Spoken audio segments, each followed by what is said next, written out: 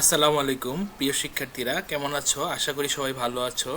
একাদশ দ্বাদশ শ্রেণীতে যারা আছো তাদের কাছে আইসিটি যে বিষয়টা আছে, আইসিটি বিষয়ের সবচেয়ে কঠিন যে চ্যাপ্টারটা তোমাদের কাছে মনে হয় সেটা হচ্ছে সি প্রোগ্রামিং। প্রোগ্রামিং অনেকের কাছে এতটা জটিল লাগে যে এই অধ্যায়টা অনেকে করো না।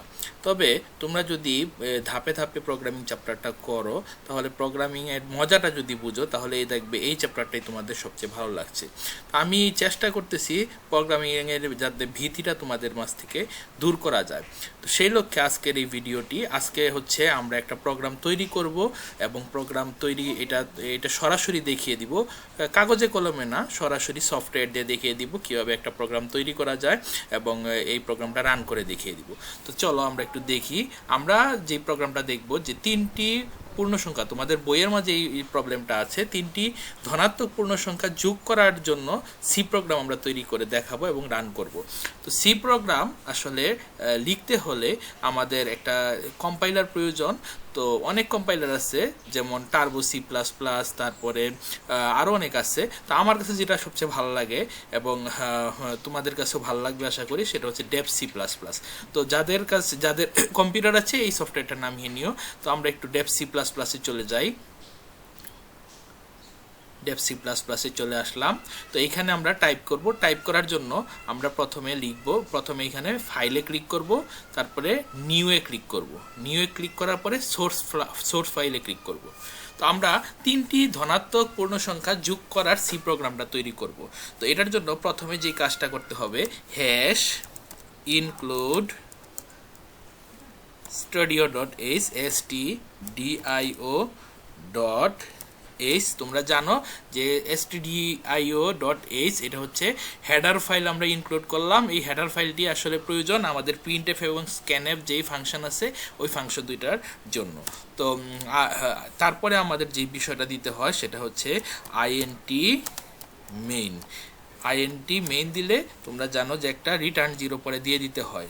যারা জানো তো ভালো, যারা জানো না তারা জেনে নিও। তো int মেইনের পরে আমরা সেকেন্ড ব্র্যাকেট দিলাম, আর লাস্টে একটা রিটার্ন 0 আগেই দিয়ে নিই। int মেইন দিলে মনে রাখবে রিটার্ন 0 একটা দিতে হয়, ঠিক আছে? আচ্ছা, যাই হোক, তো আমরা এই পর্যন্ত কাজটা করলাম। এখন কথা হচ্ছে আমরা তিনটা ধনাত্মক পূর্ণ সংখ্যা যোগ করব। তো তিনটা ধনাত্মক পূর্ণ সংখ্যা যোগ করার জন্য আমাদের এখানে ভেরিয়েবল ডিক্লেয়ার করতে হবে। তো ভেরিয়েবল, যেহেতু ধনাত্মক পূর্ণ সংখ্যা আমরা ধরবো ইন্টিজার। তো ইন্টিজার আমরা তিনটা ধনাত্মক পূর্ণ সংখ্যা ইন্টিজার দিয়ে int দিয়ে স্পেস দিয়ে a, b, c, আমরা তিনটা ধনাত্মক পূর্ণ সংখ্যা আমরা যোগ করব। তো তিনটা ভেরিয়েবল আমি এখানে ডিক্লেয়ার করলাম। তো তিনটা ধনাত্মক পূর্ণ সংখ্যা যোগ করব সাম দিয়ে। তো সামটাও হবে কি ধনাত্মক পূর্ণ সংখ্যা। এই কারণে মানে এই চারটা বিষয়, তিনটা ধনাত্মক পূর্ণ সংখ্যা এবিসি এবং সাম, এই সবগুলোকে আমি দেখাচ্ছি, এই সবগুলো হবে ইন্টিজার। আর তোমরা জানো প্রত্যেকটা লাইনের শেষে সেমিকোলন দিতে হয়, সেমিকোলন দিলাম। তারপরে যে কাজটা করতে হবে, আমার মনিটরে প্রদর্শন করতে হবে। তো মনিটরে প্রদর্শনের জন্য তোমরা জানো যে printf দিতে হয়। printf দিয়ে ফার্স্ট ব্র্যাকেট দিয়ে ডাবল কোটেশনের ভিতরে আমরা লিখব enter the value of A, B and C. Enter the value of ABC, এটা তুমি তোমার মতো ইচ্ছা মতো লিখে নিতে পারো। তো আমি দিলাম এটা, তারপরে সেমিকোলন, ঠিক আছে?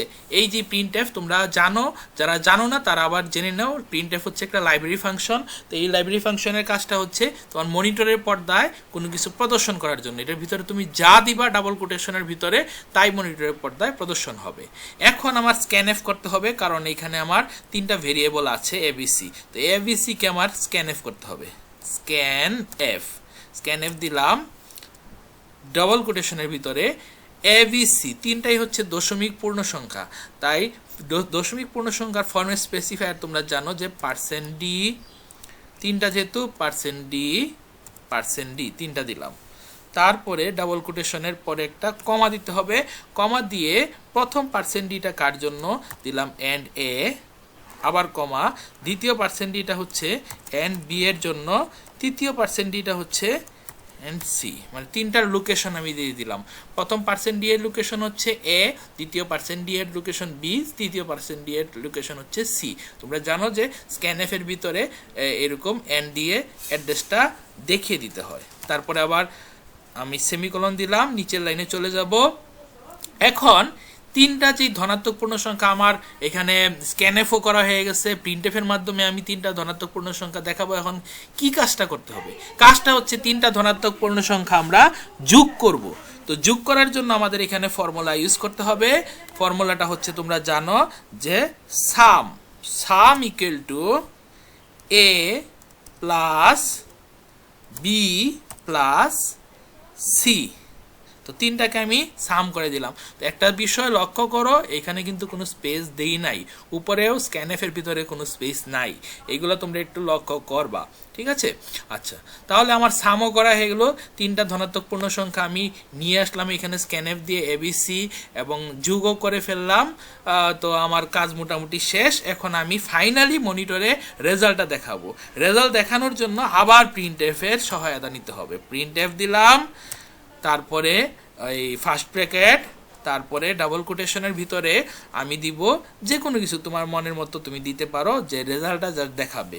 তো এটার জন্য আমরা যেহেতু উপরে একটা লাইন আছে, আমরা নতুন আরেকটা লাইন ক্রিয়েট করব। তোমরা জানো নতুন লাইন ক্রিয়েট করার জন্য \n দিতে হয়, যারা না জানো তারা জেনে রাখো। নতুন লাইন ক্রিয়েটের জন্য দিতে হয় \n, যেটা HTML এ দিতে হবে বিআর ট্যাগ, আর এখানে দিতে হয় \n দিলাম, নতুন লাইন তৈরি হলো। তাহলে আমরা লিখি রেজাল্ট